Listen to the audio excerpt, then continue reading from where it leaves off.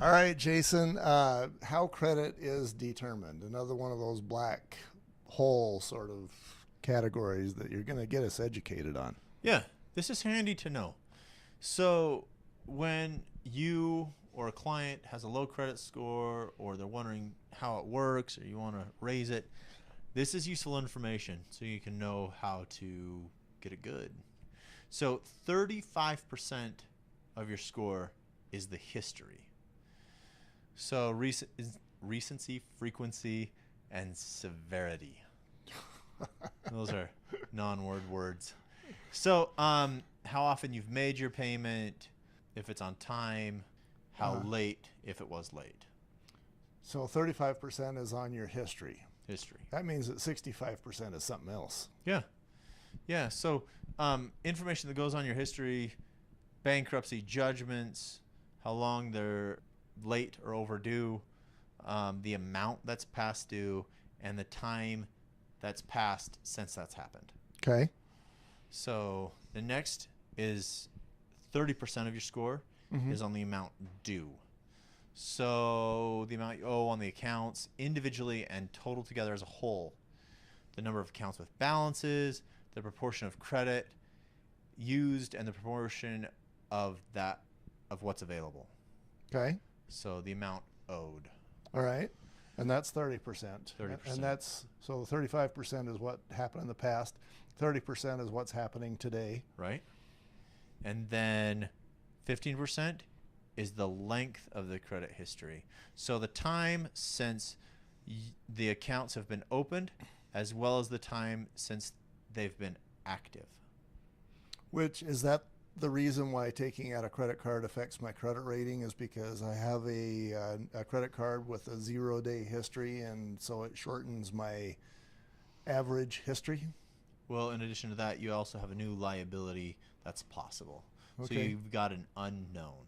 Okay. Anytime you open or close something, anytime you go to these three friends and say, I want to make substantial changes, they say, what's going on? And it's not a bad thing, but your score goes down because that's what they're doing. Right. So 10% of it's credit mix. So what proportion do you have? Credit cards, retail accounts, installment loans, mortgage. And then the last 10% is new credit inquiries.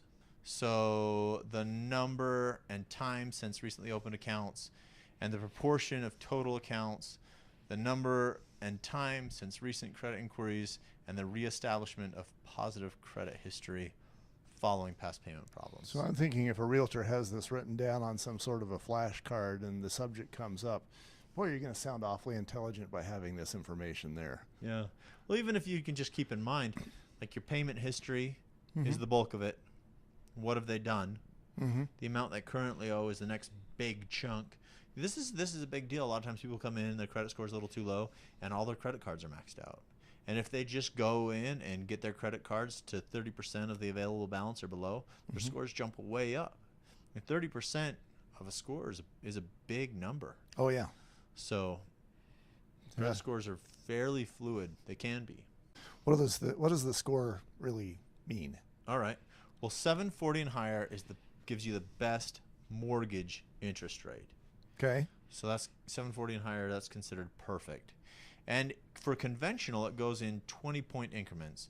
So all the way down to 620. So you have your 720, 739, 700, 719, etc. 20-point increments affects the interest rate. The interest rate. Yeah.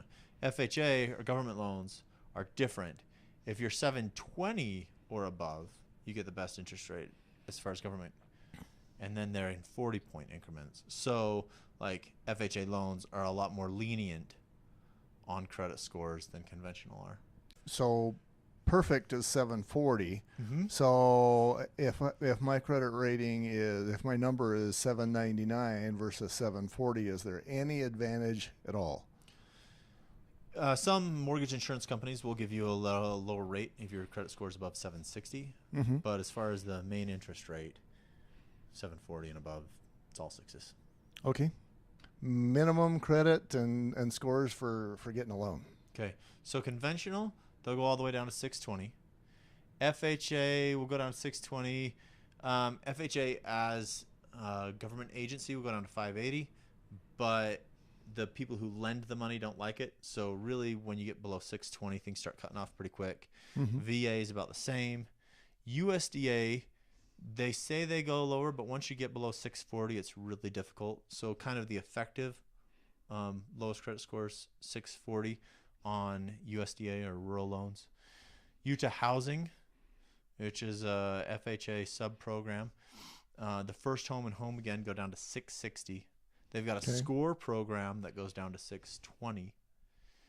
And then the Utah Housing No MI option is a 700. So all those Utah Housings are sub-programs, but it's good to know that where their scores are. So what I'm gathering here, I'm seeing, I'm seeing a lot of 620s as being the floor. Yeah.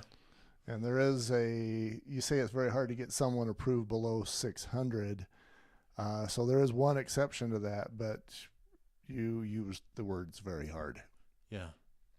Yeah. There's a massive fallout. FHA has something they call scorecard, where they report to lenders how many people have foreclosed, how many loans went bad. The scorecard is kind of public information in the mortgage world. And if you have a bad scorecard, investors won't give you money. And so while the federal regulation allows for it, lenders won't do it because typically in the law of large numbers, people with credit scores below 620 are exponentially higher to foreclose. That's the long answer. Makes sense. What do we got next? How to obtain credit? Entertaining. We'll be right back. So entertaining.